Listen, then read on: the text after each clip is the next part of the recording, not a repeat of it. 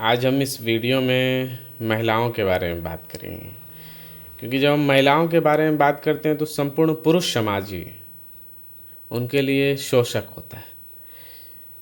मैं ये अपने पर्सनल अनुभव से कह रहा हूँ। मैंने कई बार देखा है कि वो व्यक्ति जो अभी तुरंत कह रहा था कि किसी वर्ग ने उसके साथ हजारों साल तक अन्याय किया है, और 2 मिनट के अंदर किसी महिला की बुराई वो केवल इसलिए कर देता है क्योंकि उसका लिंग अलग है। कहने का मतलब ये है कि वो वर्ग जो खुद को शोषित कह रहा है वो शोषक भी हो जाता है। तो महिलाओं को किसी के साथ या किसी पुरुष के साथ रिश्ते में आने से पहले क्या देखना चाहिए? तो मेरा जो पर्सनल सोच है मेरी, वो मुझे ये लगता है कि कुछ चीज़ें हो या ना हो, आपको फ्रीडम अवश्य मिलना चाहिए। अगर फ्रीडम नहीं मिल रहा है ना,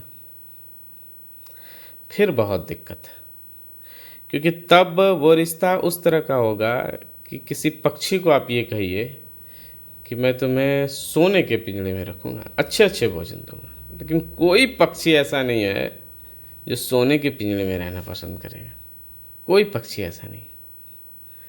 भले खुले आसमान में बारिश पड़े, लेकिन उसे उड़ना ही पसंद है। सोने के पिंजरे में कोई नहीं रहना पसंद करता है। लेकिन ये जो पुरुष समाज है, ये आपको हमेशा सोने के पिंजरे में रखना पसंद करेगा।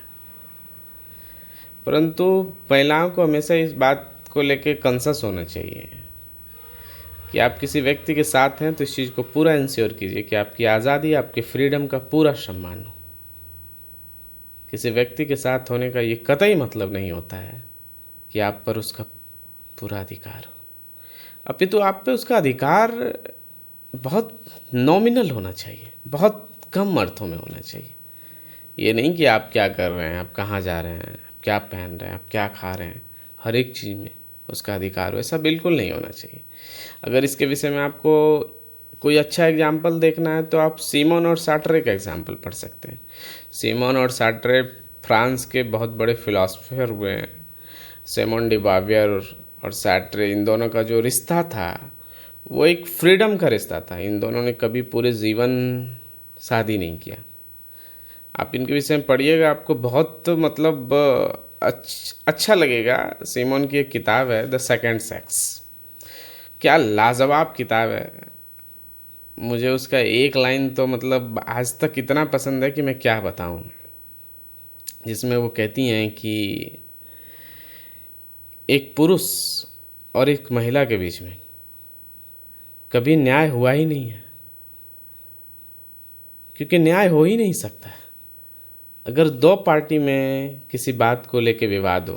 क्योंकि पुरुष और महिला अधिकारों को लेके दो लोगों में विवाद है, पुरुष और महिला, कि किनको कितना अधिकार मिलना चाहिए।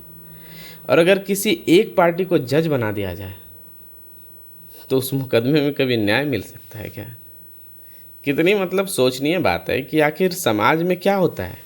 यही चीज़ तो होता है एक पुरुष और महिला के बीच में, कि विवाद दो लोगों के बीच का अधिकारों का, और जज कौन होता है? पुरुष। पुरुष ये तय करता है कि महिलाओं को कितना अधिकार मिलना चाहिए। बताइए, दो लोगों के विवाद में अगर एक को जज बना दिया जाए तो क्या कभी न्याय की कोई गुंजाइश हो सकती है क्या? खैर, एनीवे, अगर आपको अच्छा लगा है तो आप सब्सक्राइब कर सकते हैं। धन्यवाद। इस विषय में बहुत डिटेल में कभी चर्चा करूंगा सिमोन के विषय में, क्योंकि उनका कई सारे किताब हैं। एक दो किताबें मैंने पढ़ी है, मुझे बहुत शानदार लगा है। इस विषय में बाद में बात करूंगा। धन्यवाद। अगर आपको अच्छा लगा तो आप सब्सक्राइब कर सकते हैं।